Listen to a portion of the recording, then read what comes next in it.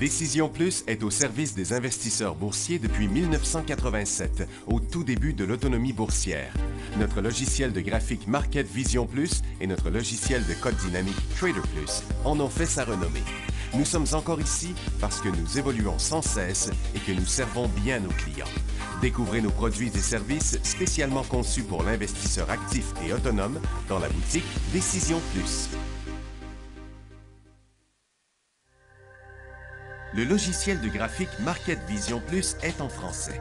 C'est le logiciel le plus utilisé par les investisseurs de chez nous. C'est lui que vous voyez dans le feu de l'action. Trouvez, classer et analyser plus facilement avec cet outil sans pareil pour suivre la bourse et prendre les meilleures décisions. Gardez vos titres à l'œil avec Market Vision Plus. Consultez la boutique Décision Plus pour en faire l'essai pendant 10 jours sans aucun frais, c'est garanti. Laissez-nous vous guider pour analyser la bourse et prendre vos décisions. Les analystes de Guru.tv feront tout le travail pour vous. De minute en minute, nous classons les titres selon leur situation technique. Nous révélons les signaux d'achat et de vente. Nous publions des recherches poussées et nous prodiguons des conseils en temps réel. Ça commence avant l'ouverture et ça se poursuit jusqu'à la fermeture des bourses. Profitez de chaque cycle boursier avec Guru.tv. Trader Plus, l'instrument du day trader. 50 cotes qui clignotent en même temps. Autant de listes que vous voulez. Graphiques à la seconde. De 3 à 30 graphiques. Des alarmes à volonté. Des listes de cotes préparées. Des modèles graphiques préparés. Prêts à faire feu. Achetez, vendez avec Trader Plus.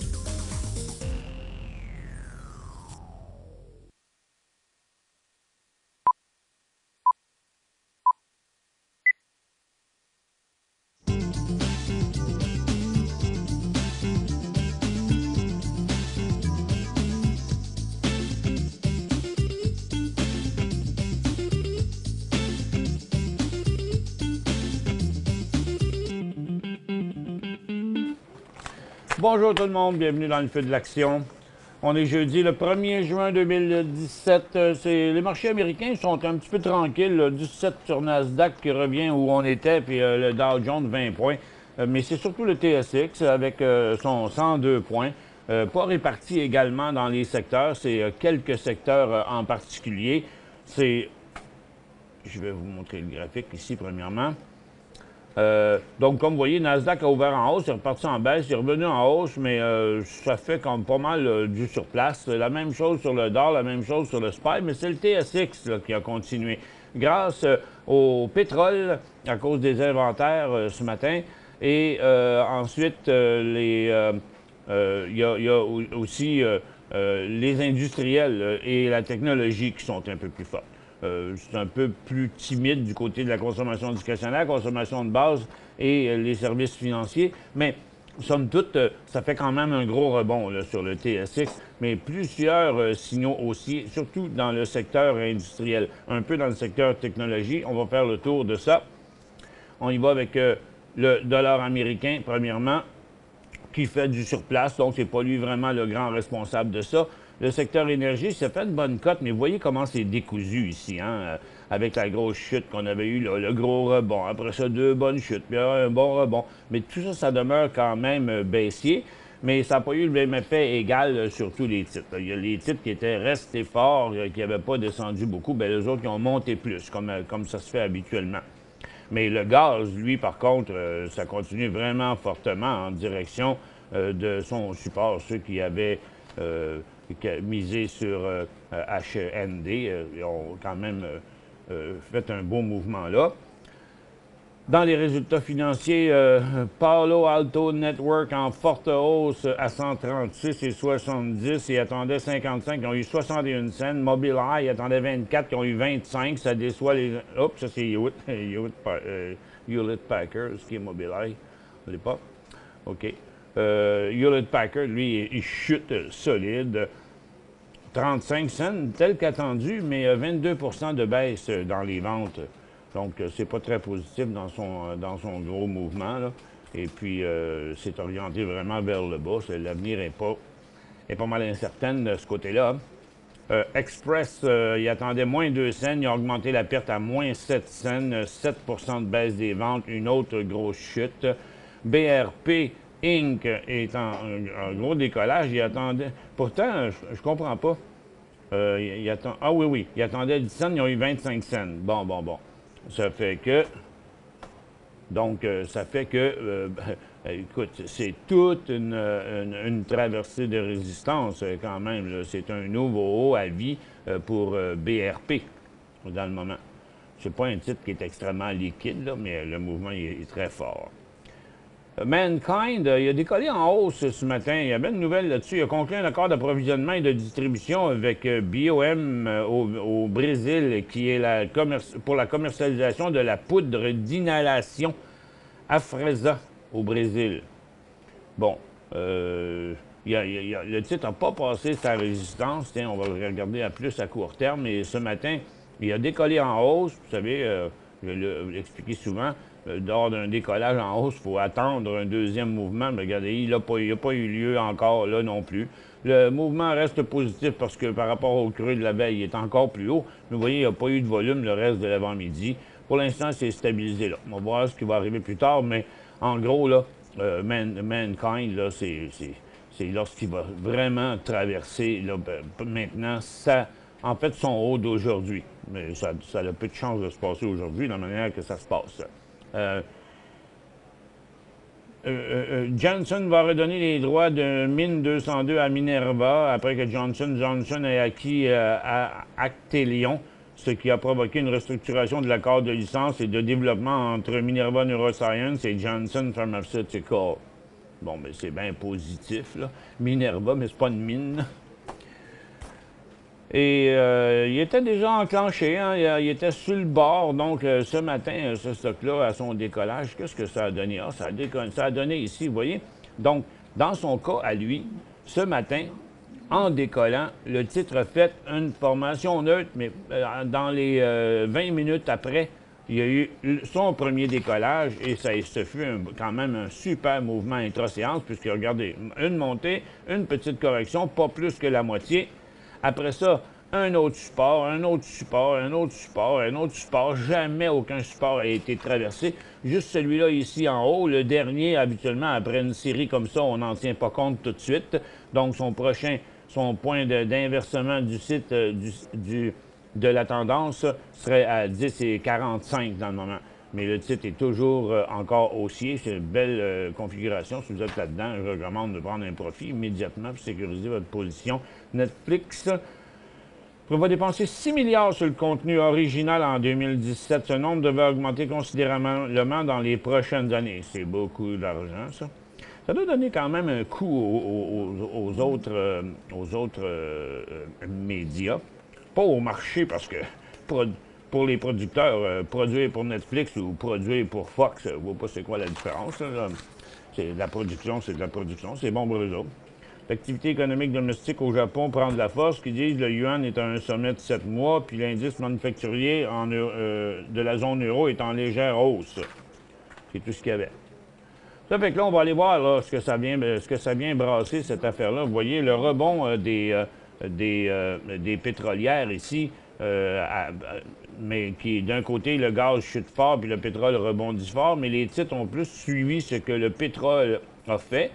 Mais, vous voyez, certains titres sont revenus positifs sans vraiment donner un signal, parce que la résistance est importante. Donc, il y a beaucoup de gros rebonds dans certains cas. Donc, dans la majorité des cas, on revient dans la formation neutre précédente, là, pour à peu près 80 des titres du secteur.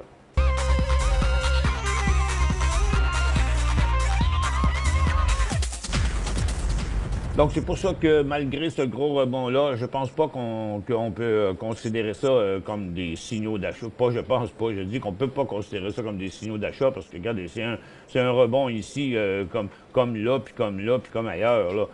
Crescent Point, à court terme, là, je vois pas ce qu'il y a de positif là-dedans, à part le fait qu'on est quand même sur un bon support. Bon, oui, c'est un titre qui est dans une forme...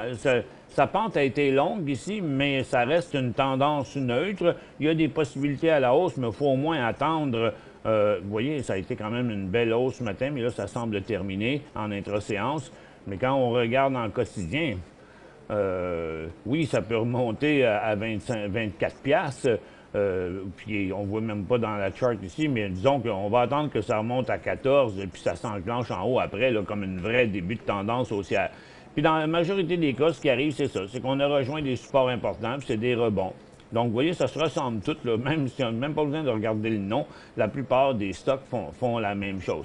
Bon, il y a peut-être un petit peu de momentum à la hausse, mais combien? C'est ça qui reste à déterminer, parce que c'est très imprévisible de ce temps-là, étant donné que le secteur est pas mal incohérent avec ces gros soubresauts qu'on a eu ici, là, sur le pétrole, mais surtout dans les pétrolières, là, qui sont quand même un petit peu bizarres de ce temps-là. Du côté des orifères, c'est en correction aujourd'hui. Et les titres orifères ont chuté. Donc, l'or baisse et les titres sont allés sur le support avant de remonter. On va le voir ici dans un graphique en 10 minutes, ça va être plus évident. Donc, vous voyez, c'est ça l'espèce de volatilité qu'on a à l'intérieur de ça ici. C'est ce mouvement-là ici. Donc là, on est au milieu entre les deux. C'est pas évident. Il n'y aura pas de signaux. Franco-Nevada n'a pas continué son mouvement d'hier.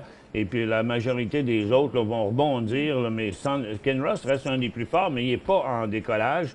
Asenco, finalement, il a rebondi encore un petit peu, il est en train de se créer un creux ici. Mais pour la grande majorité des titres, là, on est juste sur une base bien calme, bien tranquille. Là. Il n'y a pas vraiment aucun momentum haussier pour le moment là-dedans. Dans les mines, on ne fait même pas aucun rebond ce matin. Là, vous voyez, on reste à côté sur les supports. Le marché n'a pas l'air d'être friand de rembarquer vite là-dedans. Tech qui avait décroché reste stable sur son bas d'hier, turquoise. Northern Dynasty, lui, a glissé encore un peu, arrive à son support, son fameux support de 2 piastres. Et puis, donc, la majorité des titres, là, First Quantum a même un petit penchant encore par en bas. Donc, c'est très insécurisant. Fait, vous voyez, c'est incohérent d'un secteur à l'autre. On a un bon rebond dans le pétrole, mais l'or est en baisse, les orifères sont un petit peu... il n'y a pas de momentum haussier dans les orifères, puis il n'y en a pas non plus dans les mines. C'est pour ça, là, c'est pas vraiment à l'unisson, là, ces mouvements-là. Consommation discrétionnaire, c'est un beau petit mouvement, on fera le tour. Télécom, il ne se passe rien. Les services financiers, c'est un petit rebond sans importance. Donc, il n'y a juste pas suite au dernier signal baissier, mais il n'y a pas d'inversement. C'est le secteur industriel qui est vraiment un des plus forts, avec les real estate qui inverse son cycle baissier, les services aux collectivités. La santé, c'est juste un rebond. Donc, les plus positifs pour l'instant, c'est industriel, consommation de base, puis et technologie. Mais les deux tops, c'est industriel et technologie. Donc, CGI est super fort. Écoutez, c'est pas rien, là. À mon avis, le CGI, c'est bon, là, parce que, regarde, on a traversé la résistance ici une fois, on a fait une pause, on repart encore à la hausse. C'est un haut de tous les temps. Donc, à très court terme, c'est positif. Et il y a BlackBerry aussi qui est super fort. Donc, ce matin, il a donné, on va le voir en graphique d'une minute. Le titre a commencé sur un gap avec une très petite pause de 2 minutes, mais ça a été suivi par de nombreux cycles haussiers. On s'est stabilisé un bout ici, puis là, regardez, on est encore là sur un nouveau haut. Y a-t-il quelque chose de spécial là, pour BlackBerry? Maxime, as-tu vu quelque chose? Tu n'as rien vu? Parce que c'est quand même une cote un peu spectaculaire par rapport à sa normalité de ce temps ici. Donc, il y a BlackBerry aussi, disons. Descartes, il reste quand même fort. Solium, il est entre deux. Puis c'est là que ça retient. Avigilon aussi, qui n'a pas de volume, 48 000, là, mais qui semble vouloir repartir vers son 16,80. Mais en gros, c'est BlackBerry et CGI, là, vraiment les deux plus forts là-dedans. J'ai quelques questions à répondre. Je ne sais pas si on va se rendre à la fin de l'émission. Après l'émission... tout de suite après, dans les minutes qui vont suivre, juste le temps qu'on change de plateau, parce qu'ici, c'est un plateau pour une personne, c'est plein d'écrans à côté de moi. Là. Si on tasse la caméra par là, vous ne verriez plus rien. Et puis, tandis que là-bas, le plateau est fait pour 2 personnes. On va recevoir à l'émission M. Marc-Antoine Aidé, chef de la direction de Sama Graphite. C'est SRG sur le marché de croissance. Tantôt, je vais vous mettre la feuille, le document qui résume un peu leur situation, même pendant la pause. Es-tu là, le document, oui? D'accord. Donc, pendant la pause, je vais vous mettre le document en fichier en partage de fichiers. Là. Vous pouvez le télécharger en pressant sur le bouton partage de documents à droite là, dans la colonne. Pour joindre Michel Carignan et son équipe par courriel, écrivez à michelcarignan@decisionplus.com. 5 bonnes raisons de gérer vos investissements avec Banque Nationale Courtage Direct. Des frais de commission fixes à 9,95 en tout temps pour tous les clients et à partir de seulement 6,95 si vous êtes un investisseur actif. Aucun frais d'administration annuel si vous détenez plus de 20 000 $ dans vos comptes. La possibilité d'ouvrir des comptes enregistrés en devise américaine. Des outils performants afin de faciliter vos prises de décision. Un service à la clientèle primé et un niveau de satisfaction parmi les plus élevés de l'industrie. Pour en savoir plus, visitez le bncd.ca ou appelez-nous dès maintenant. Décision Plus est au service des investisseurs boursiers depuis 1987, au tout début de l'autonomie boursière. Notre logiciel de graphique Market Vision Plus et notre logiciel de code dynamique Trader Plus en ont fait sa renommée. Nous sommes encore ici parce que nous évoluons sans cesse et que nous servons bien nos clients. Découvrez nos produits et services spécialement conçus pour l'investisseur actif et autonome dans la boutique Décision Plus.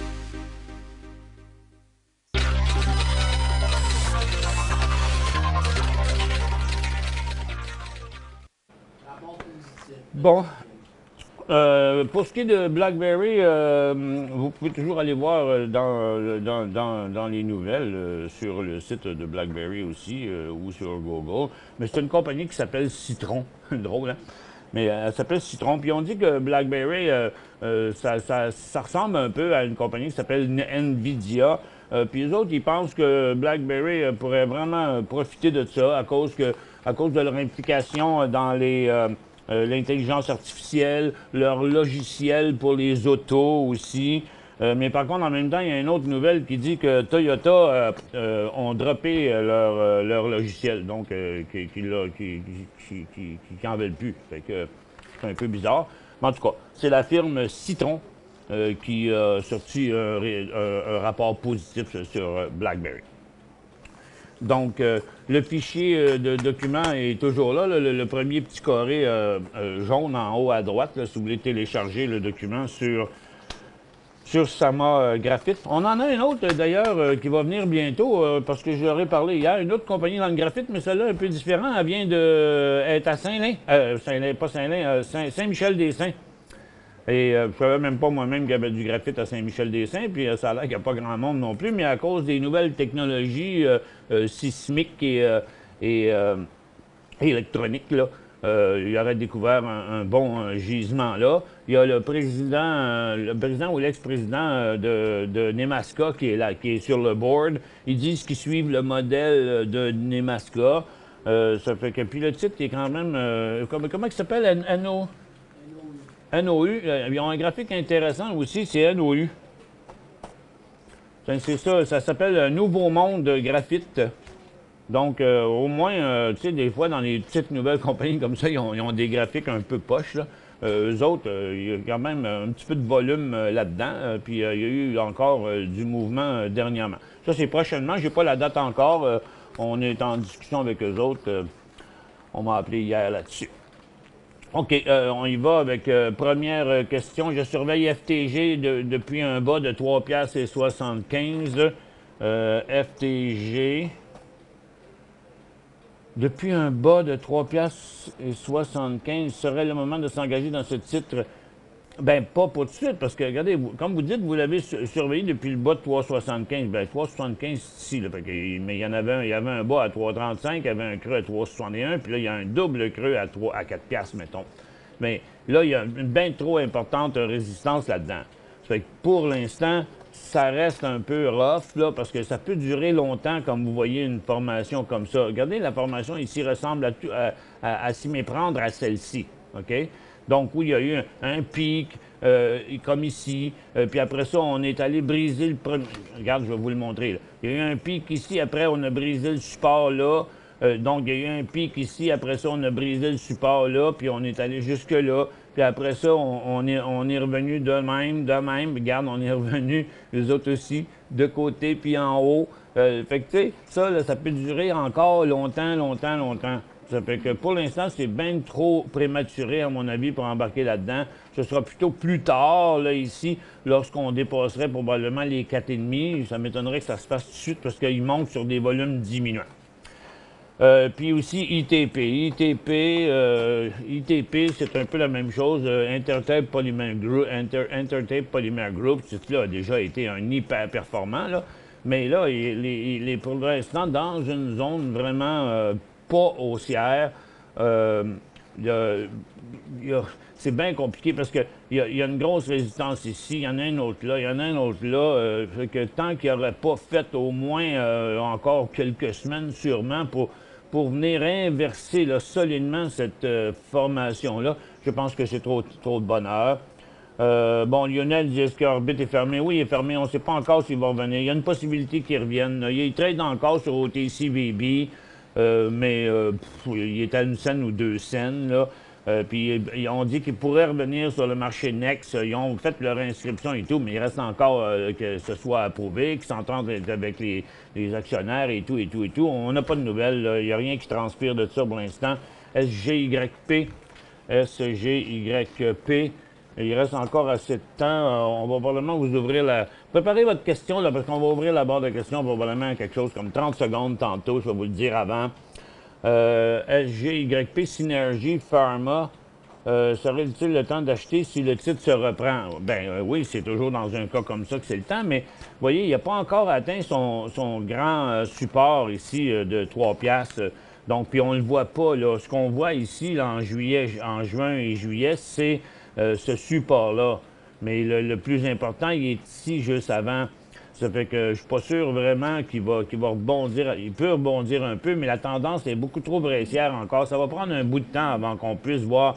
Mais vous savez, quand vous dites que vous surveillez ça, mais en fait, c'est une compagnie qui a des difficultés. Elle est très volatile, mais il va falloir attendre qu'elle se rende en bas, qu'elle fasse une bonne base, que les volumes se calment, puis qu'après ça reprenne, que vous dites, mais avec des bons volumes. AIM, c'est EMA Inc. Vous voyez la situation dramatique sur EMA. Et ça pointe encore par en bas. Il n'y a même pas de rebond. Les volumes sont forts. C'est clair que on peut voir la peur dans ça. Non, tenez-vous loin de ça. NPK, pour l'instant, en tout cas, c'est pas intéressant. NPK, c'est-tu... NPK, y a-t-il un NPK à Toronto, là? Oui, il y en a, ça doit être plutôt lui. Verde Potash. Verde Potash. Il est quand même intéressant, mais c'est pas un titre qui se transige beaucoup aujourd'hui, en tout cas. Je vais vous mettre ça en 15 minutes, puis on va le voir un peu mieux. Donc, vous voyez, sa hausse ici, là, elle est là. Mais après, là, dans ce mouvement-là qu'on voit ici, là, ben c'est ça, là, toute cette formation-là de 3 jours. OK? Puis dans le moment, elle pointe par en bas. Fait que le prochain... Puis si elle descend par en bas, ben, on verra où ce sera le prochain, là, peut-être quelque chose comme ici. Mais pour l'instant, tant que le titre ne reviendra pas se stabiliser en bas des 70 pour décoller en haut des 70, ne devriez pas. IBC Alloy qui a de faibles volumes, mais qui vient de bouger sur une nouvelle. Oui, mais regardez, il a bougé sur une nouvelle. Il s'est enclenché en haut il y a 2 jours, puis il est redescendu en bas. Donc, oubliez ça. Ça, c'est comme si vous faites comme si elle n'existait pas. OK? Il n'est pas encore prêt. Ça avait l'air d'être un peu une ballonne, même si c'est une nouvelle. Il n'y a pas de vague haussière là-dedans. Je vous ouvre la barre de questions juste par là à la pause.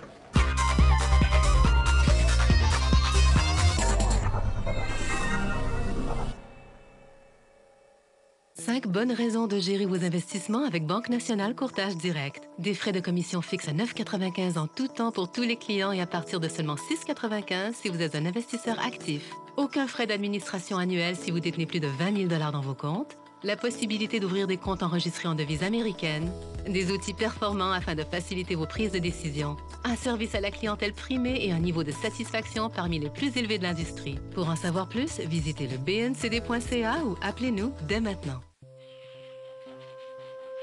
Laissez-nous vous guider pour analyser la bourse et prendre vos décisions. Les analystes de Guru.tv feront tout le travail pour vous. De minute en minute, nous classons les titres selon leur situation technique. Nous révélons les signaux d'achat et de vente. Nous publions des recherches poussées et nous prodiguons des conseils en temps réel. Ça commence avant l'ouverture et ça se poursuit jusqu'à la fermeture des bourses. Profitez de chaque cycle boursier avec Guru.tv.